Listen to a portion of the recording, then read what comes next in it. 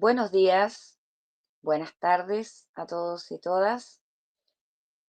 Estamos esta mañana en una nueva jornada conversando respecto a muchas situaciones, pero específicamente que están pasando hoy en Chile. Vamos a concentrarnos hoy en dos temas importantes y específicamente vamos a ver una nota primera respecto de una noticia que nos afectó, que tiene que ver con la minería en nuestro país, con el accidente que hubo en la mina en Teniente. Y para ello vamos a conversar entonces en unos minutos con Andrea Sato Jabre, a quien presentaremos después de esta nota.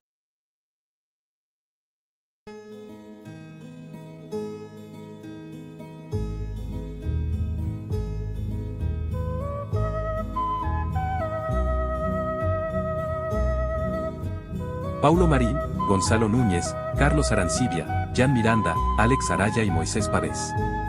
6 nombres que se suman a la larga lista de mártires de la minería chilena. 6 trabajadores subcontratados que perdieron la vida en el derrumbe de la división El Teniente de Codelco.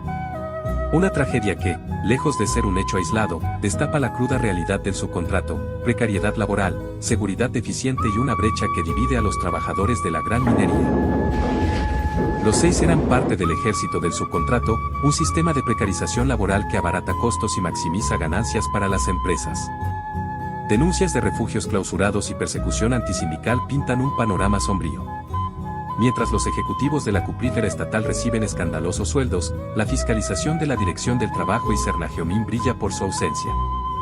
Las organizaciones sindicales llevan décadas exigiendo el fin de este modelo: no más trabajo precario, no más sacrificar vidas por utilidades.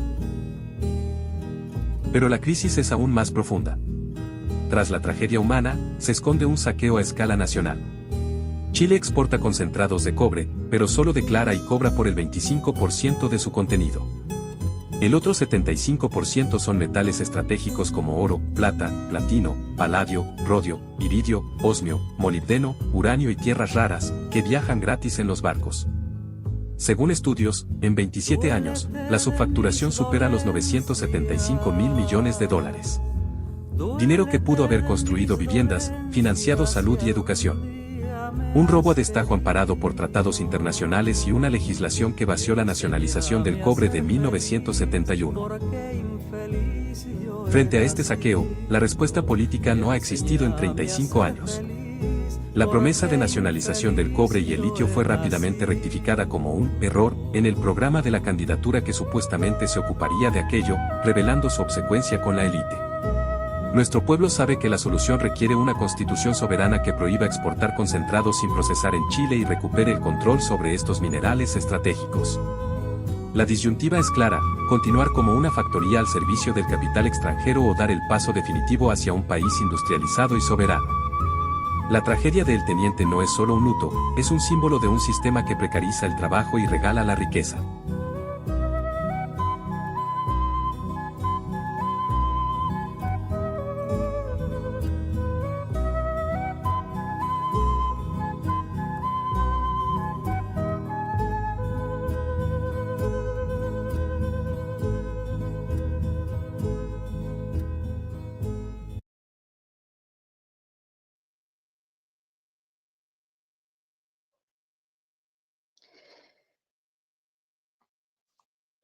Buen día, Andrea.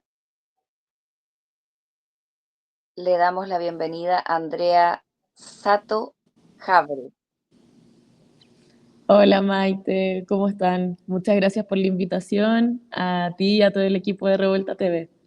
Muchas gracias a ti, Andrea. Primero te vamos a presentar. Tú eres profesora y licenciada en Historia de la Universidad de Santiago, ahí estudiaste, y también hiciste después un magíster en Sociología en la Universidad de Chile. Actualmente estás haciendo un doctorado en México, también en Sociología, entiendo. Bueno, eh, nosotros acá te invitamos a participar de este programa para conversar justamente de lo que veíamos en la nota, ¿no es cierto? Bueno, Seguramente tú también conoces la historia del teniente, que es un poco la historia de la minería en Chile. Hace alrededor de 80 años también hubo un accidente gigantesco en la mina del Teniente, donde fallecieron, no sé, entre 350 y 400 mineros, una tragedia espantosa en la cual la muerte fue avanzando por los túneles sin que los que estaban más abajo se enteraran que ya estaban muriendo otros más arriba.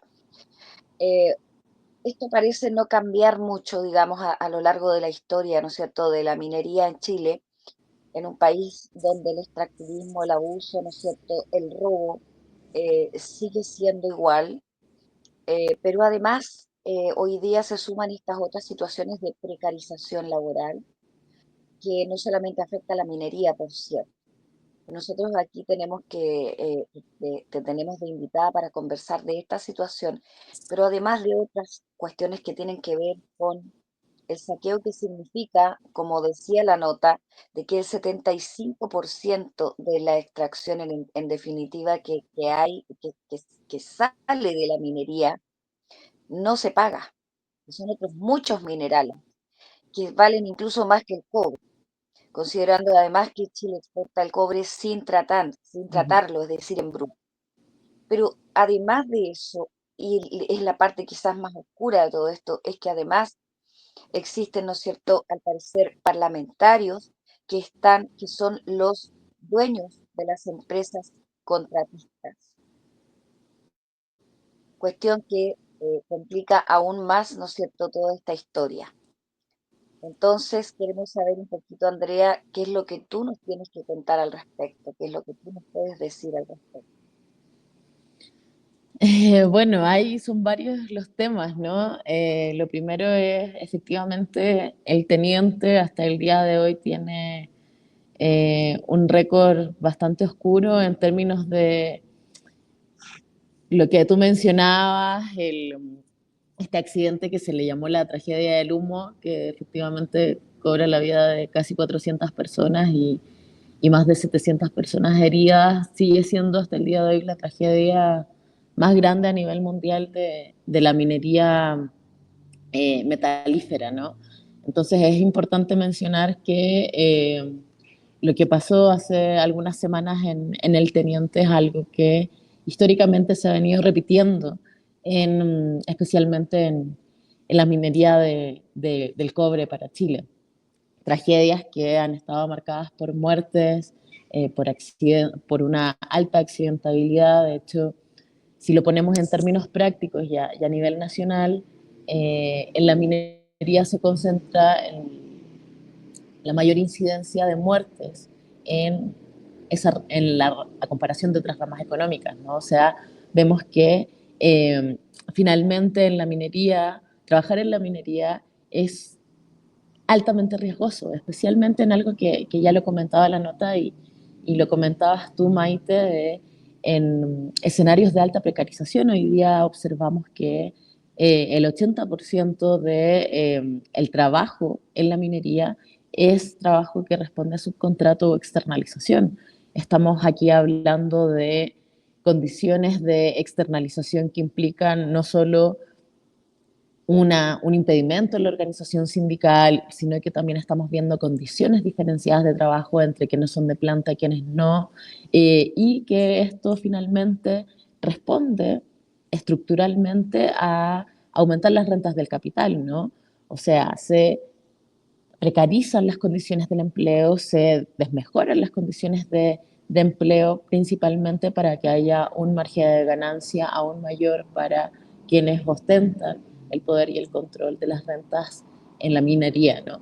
Entonces acá, como hay varias cosas que tenemos que observar, primero es eh, la inseguridad en el trabajo minero, como esto se enfrenta a las altas ganancias y a las altas rentas que implica la minería, no solo para ese sector, sino que también todo lo que representa para el Producto Interno Bruto en Chile, como finalmente hay un desequilibrio estructural en términos de las condiciones de trabajo para los mineros versus la riqueza que producen, Está este tema que es un tema en sí mismo, que es el subcontrato, las implicancias que tiene especialmente para poder proteger las condiciones de empleo, las condiciones de salud en el empleo para los trabajadores y trabajadoras. Y luego también está todo esto que también mencionabas, ¿no? De cuánto finalmente, no solo por la subfacturación, sino que cuánta riqueza queda en términos totales para Chile de esta actividad extractiva que también hace tanto daño, ¿no? Siempre hablamos de que la minería es el sueldo de Chile, pero ¿a qué costo? No nos preguntamos también cuáles son otras actividades que podrían mejorar no solo las condiciones del empleo para los mineros, sino que también la recaudación para Chile. Hoy día también la minería, a pesar de, y se mencionaba muy bien en la nota, ¿no? A pesar de esta idea de que Codelco o que Chile es dueño de su cobre, lo que observamos es que después de la dictadura, ya a nivel actual, el 76% de la producción de la gran minería está en manos de privadas. Y de hecho, este aporte de la minería privada no supera el 3,3% del aporte a la recaudación fiscal de los impuestos en Chile. Entonces también es como, parece ser la gallinita de los huevos de oro, ¿no? Como un modelo que externaliza, que baja, que precariza condiciones laborales para aumentar las rentas del capital, que no aporta ni vía royalty ni vía impuestos al desarrollo del país, y además lo que estamos viendo es que nos mantiene en una estructura estática y bastante mediocre en términos de producción, ¿no? O sea, seguimos como facturando a partir de un modelo primario exportador que no busca industrialización, que no busca mejorar, por ejemplo, condiciones de extracción del mineral para que no sea tan invasivo y no tenga tanto impacto en cuestiones medioambientales. Entonces, insisto, para los grandes dueños de las mineras ha sido la gallinita de los huevos de oro, como salarios deprimidos o estancados, poco aporte a los impuestos y un modelo que sigue rentando muchísimo, muchísimo más sin aportar ni al desarrollo ni a la sustentabilidad del país. Y esto claramente todo a costa de la vida de los trabajadores y trabajadoras. Así es, yo creo que es como tú lo manifiestas, digamos, es una gallinita de oro, sin duda. Ahora, ¿cómo ves tú esta situación, Andrea, en relación a lo que es, por ejemplo, hoy día estamos a puertas ya de elecciones Uh -huh. y vemos eh, la mayor parte de la población se queda con la temática de la minería, por la cual es el efecto también, ¿no es cierto?, de introduce la televisión, ¿no es cierto?, el drama humano, eh, y una serie de cosas que tienen más que ver con, incluso con explotar ese sentido, ¿no es cierto?, de tragedia, de una cuestión muy sensible, pero finalmente no se apunta a lo importante. Como esta responsabilidad que ocurre siempre, no se va a ir al fondo del problema, ni Uh -huh. siquiera a lo que está por encima. Nadie sabemos o intuimos que no va a haber responsables como debe ser. Uh Y -huh. si va a haber responsable, va a ser un responsable menor, pero no vamos a saber quiénes son los que estaban. Este tema de los parlamentarios que podrían ser ¿no es cierto?, los implicados de fondo. ¿Qué nos tienes que contar un poquito al respecto? Bueno, respecto a las responsabilidades, hay que, claro, establecer que el modelo de la minería, principalmente a partir del subcontrato, ha abusado de estructuras que conocemos también como el multiroot, donde es difícil, y es importante señalar esto, es difícil eh, perseguir o establecer quiénes son las personas detrás de todas estas sociedades anónimas que finalmente aportan a esta fragmentación en términos como de los trabajadores y trabajadoras a partir del subcontrato. Es muy difícil perseguir las empresas que hay detrás de las grandes minerías, especialmente porque lo que hemos visto como tendencia durante los últimos años es la tendencia a la externalización y a la generación de muchas más empresas vinculadas a la minería. Sí, en el año si en los años 90 veíamos que eran 3 empresas subcontratadas, por ejemplo, en el Teniente, hoy día estamos viendo que pueden ser más de 100. Eh, entonces aparecen efectivamente en esta tendencia de fragmentación, subcontratación y externalización. Eh, es mucho más difícil perseguir a quienes podrían ser responsables, ¿no? Eh, ¿quiénes son finalmente los responsables directos de estos accidentes laborales? ¿Es tu empresa subcontratista? ¿Es la empresa mandante? Podríamos como pensar en Codelco o en el Estado. Entonces, perseguir las responsabilidades es muy difícil en un entramado de subcontratación, principalmente porque ahí las responsabilidades se diluyen entre empresas subcontratistas y empresas mandantes, ¿no? Y ahí se van tirando la pelota unos a otros quienes pueden ser los responsables de esta tragedia. Además de eso, lo que vemos es que hay una estructura de fiscalización bastante débil. Por ejemplo, hoy día lo que tenemos como la Inspección del Trabajo, que es la única entidad estatal con la capacidad de aplicar multas a empresas por incumplir normas de seguridad y de salud laboral, pueden ir desde 0,5 UTMs hasta 60 UTMs por accidente, y 60 UTM son casi un poco más de 4 millones de pesos. O sea, si lo establecemos en términos prácticos, para la cantidad de dinero que las mineras producen a la hora, 4 millones de pesos es, es bastante bajo, ¿no? Entonces, claramente, y esto habilita otro debate, de cómo pensamos la salud laboral, de cómo pensamos los accidentes del trabajo. Lo que ha pasado en la minería no solo es que las multas son muy bajas en términos de accidentabilidad versus las ganancias de la minería, sino que también lo que ha pasado es que se ha vendido la salud de los trabajadores y trabajadoras. ¿A qué me refiero con esta idea? Por ejemplo, aparecen estos hitos terribles, estas tragedias terribles, cuando mueren compañeros en las minas, pero no estamos, por ejemplo, hablando de la cantidad de trabajadores vinculados a la minería que tienen silicosis, por ejemplo, y que ya no deberían bajar más a la mina. ¿Y qué es lo que hacen las mineras para no perder a esos trabajadores que ya tienen, que ya están entrenados, ¿no? Que ya tienen estas habilidades? Lo que hacen es darles un bono. Y lo que estamos haciendo es mercantilizando aún más la salud de los trabajadores y trabajadoras. Finalmente, en vez de pensar eh, estructuras globales que pongan en el centro la salud del obrero, lo que estamos estableciendo son bonos transaccionales respecto a nuestra propia salud.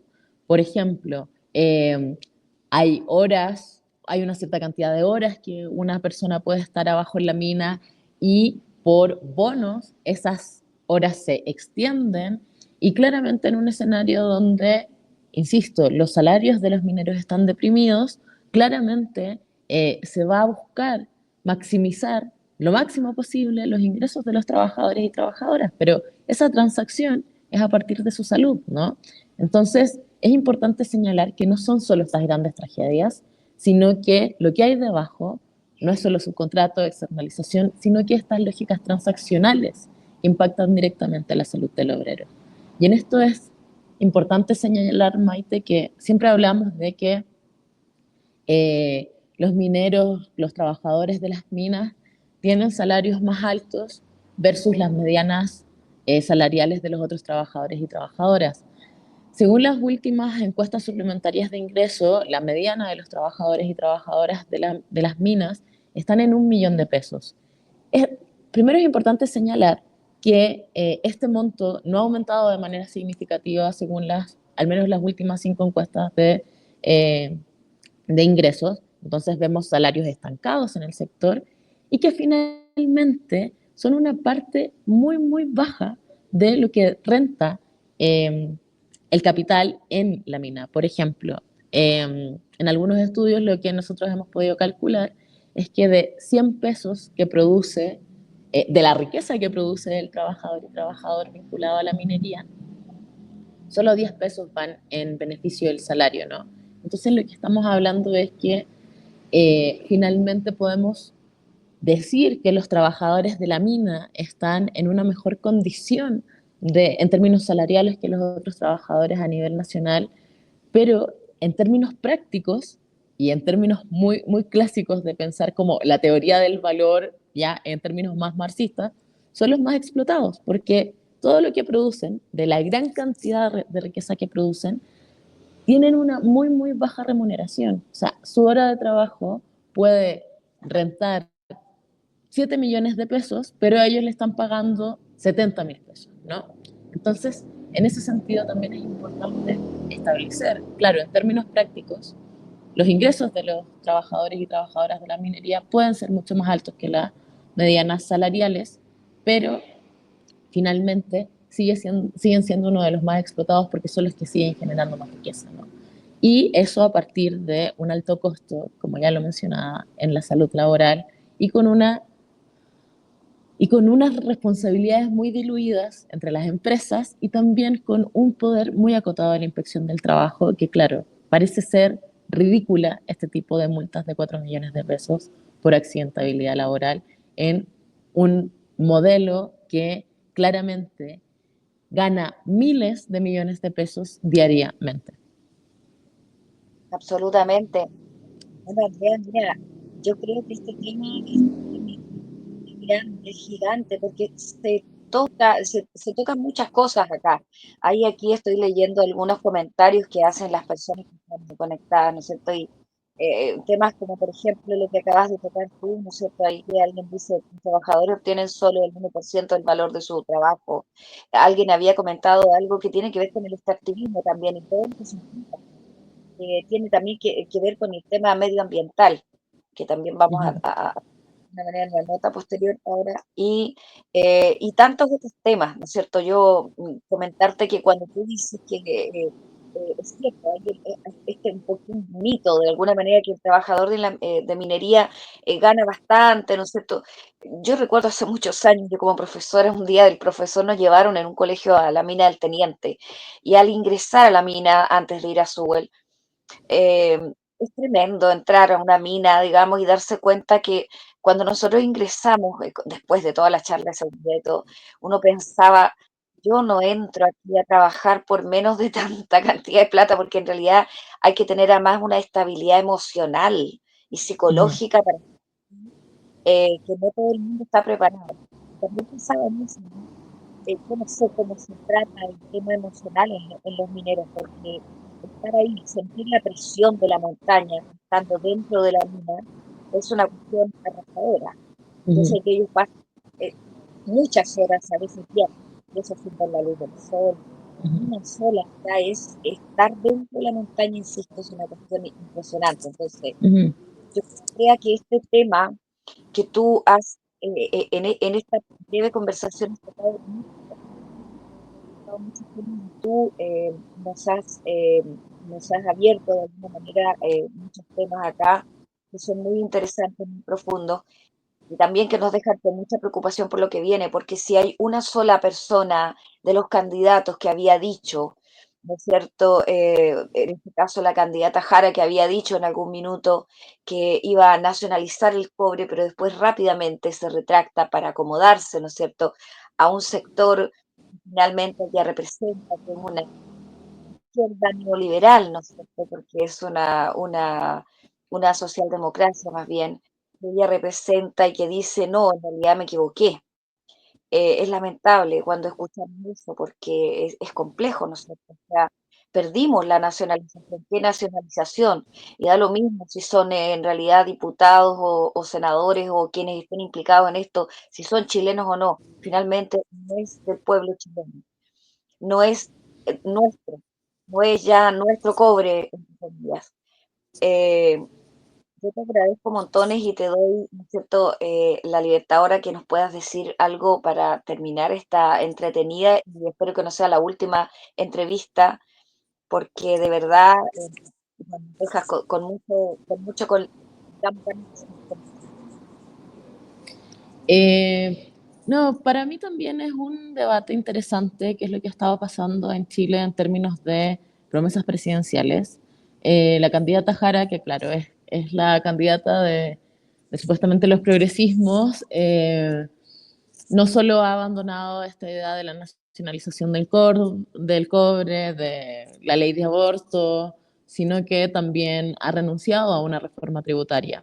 Entonces, lo que a mí me hace pensar, y en Fundación Sol hemos estado reflexionando, tiene mucho que ver también de, bueno, cómo se puede financiar un programa de transformaciones sociales que dice el conglomerado en el poder actual que quiere impulsar y que supuestamente lo quería impulsar hace 4 años atrás, sin un modelo de reforma tributaria y sin un modelo de industrialización o de transformación de matriz productiva. Aquí es importante mencionar que los programas de transformación necesitan un financiamiento, que ese financiamiento tiene que pagarlo el capital, porque los trabajadores y trabajadoras ya sostenemos bastante con nuestros bajos ingresos. Entonces, de ahí es poder invitar a todos, a todas, a quienes están también pendientes de poder llevar a cabo una agenda transformadora del lugar que les parezca adecuado, de también poder hacer una fiscalización ahí de qué es lo que está pasando con la propuesta de programas presidenciales. Chile es un país donde su matriz productiva se basa en la extracción de materias primas, un modelo primario exportador, que, insisto, no solo no genera riqueza en términos de recaudación de impuestos, sino que también es un modelo que nos mantiene en una estructura neocolonial muy profunda, en donde dependemos profundamente de los mercados internacionales y los centros económicos globales, en donde no somos capaces de generar un modelo que tenga un valor agregado y como lo decía la nota al principio y como lo comentábamos, parece ser que seguimos exportando piedras en el año 2025, ¿no? En un país que ha sido con una tradición minera desde el siglo XVIII, ¿no? Entonces acá hay que también pensar cuáles son las posibilidades de transformación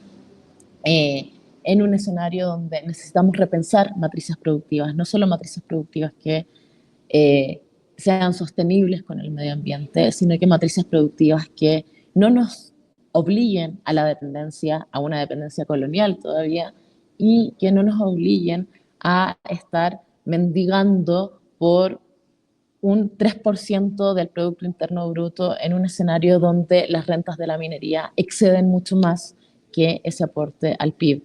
Entonces, son varias cosas las que me gustaría hablar. Siempre la minería nos abre un montón de debates. Siempre es algo que tenemos que pensar porque sigue siendo uno de los aportes más importantes para Chile en términos de economía, pero también pensarla en una clave de transformación y de saber que no estamos condenados a la extracción extranjera, a la ganancia de privados, sino que también podemos pensar en otras formas de matrices productivas que tengan un sentido mucho más social que el que hemos estado viendo, que es solo avaricia y acumulación para el capital. Sabias palabras, Andrea, yo te agradezco montones también a las personas que están aquí conectadas.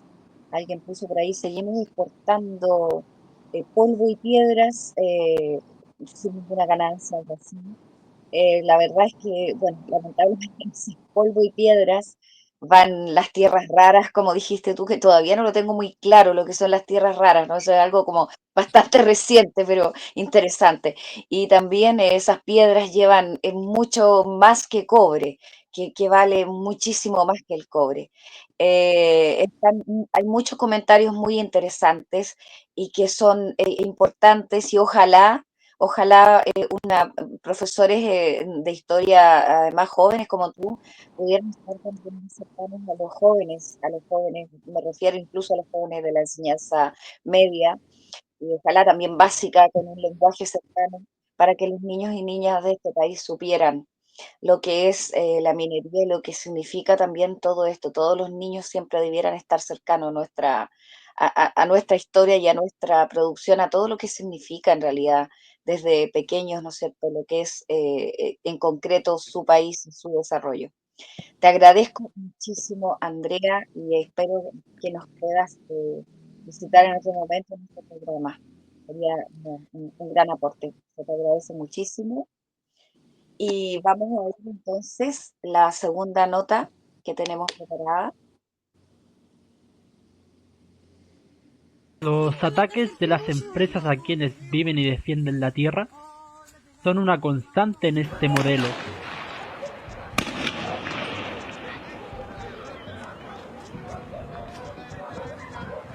Hoy, ante las terribles noticias sobre los estragos ambientales que ocurren en Chile, aquí desde el interior de esta es importante necesario humedal recordar a quienes se han levantado contra estas turbera, injusticias, han intentado vemos defender cómo la avanza tierra hacia y la acá vida, la y destrucción de debemos toda seguir esta levantando sus luchas. estructura ecológica e hidrológica. Macarena Valdés sigue viva. Nosotros no la olvidamos. Sigue viva cada día que el río sigue corriendo libre. Es justo recordar y es correcto recordar en Huaychán. Todos se van a morir. Lo único que pueden hacer es destinar el tiempo desde hoy día hasta que se mueran para algo que valga la pena. Porque el día de su muerte pueden morir con la frente en alto como murió Macarena y ser recordados con orgullo, o pueden morir como perros esclavos. La decisión es de ustedes. Nos parece muy raro pensar que esa persecución y ese hostigamiento pueda existir hoy en día, pero la triste realidad es que sigue vigente, más vigente que nunca.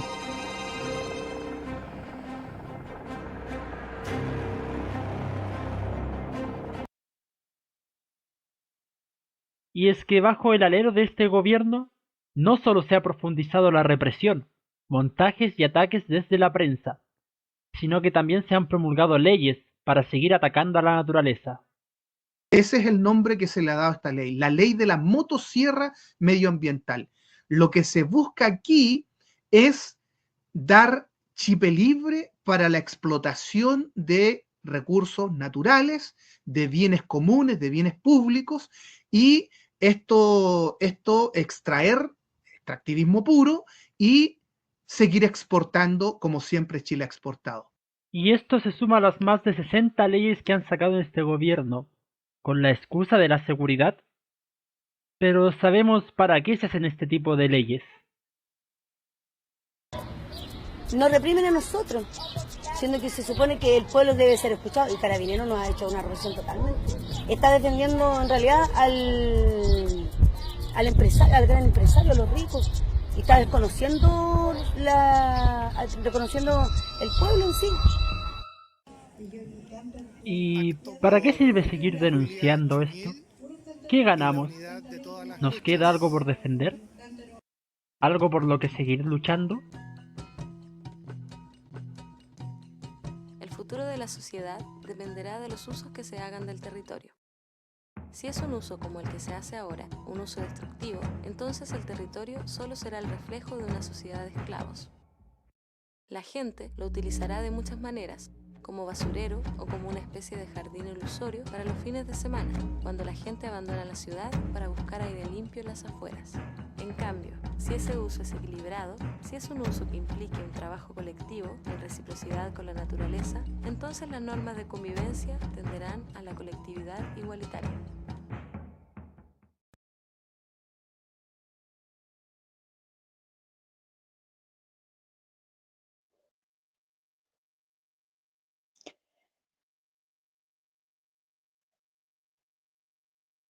Este nuevo video que hemos visto, esta pequeña nota, nos da cuenta y está relacionada con la conversación que teníamos hace un ratito con Andrea en relación al extractivismo, sin duda. Como ella bien lo dice, este es un país eh, que vive del extractivismo, que hemos seguido en una matriz, ¿no es cierto?, de producción primaria. Estamos en una estructura, como ella bien dice, neoliberal, neocolonial, y por lo tanto no hay límites para eso. Hoy día, además, vemos desde hace ya bastante rato, pero en forma sistemática y cada vez más frecuente, cómo se termina con la vida de aquellos que están en la defensa del medio ambiente. Macarena Valdés, hay varios más. Ya vamos a cumplir, estamos en los 7 meses, casi 8 meses, de la desaparición de Julia Chuñil, y así tenemos tantos casos. La situación de los pescadores del Bruma también es una situación que pasa por lo laboral en este caso, por pescadores artesanales, y lo sucedido también queda ahí, en medio de la nada, no hay aclaración, no hay nadie que dé cuenta en definitiva de lo que realmente pasó. Como todo en este país queda en la nebulosa, no hay justicia. Esperamos en los siguientes programas que nos acompañen porque vamos a ir tratando este tema de la motosierra, como bien lo dijo nuestro compañero Abner Vega, la motosierra ambiental que está haciendo hoy día estragos en nuestro país que vive del extractivismo, el extractivismo que nos está ahogando y nos está matando y para lo cual tenemos que sin duda seguir luchando, contra el cual tenemos que seguir luchando. Así es que les dejamos invitados para un próximo programa de Con Agenda Propia. Muchas gracias y que tengan una linda semana.